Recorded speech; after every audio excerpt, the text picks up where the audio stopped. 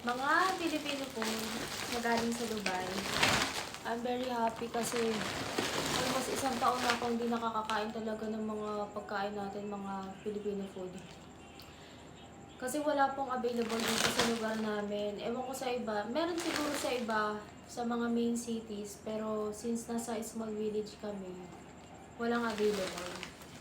So, meron tayong bihon. Sarap dito, pansit. And, ano to? Indomie. Indomie. Sabi ko pansit canton. Pero okay na rin. Wala dito yan eh. Classico brown. Uy, Classico brown.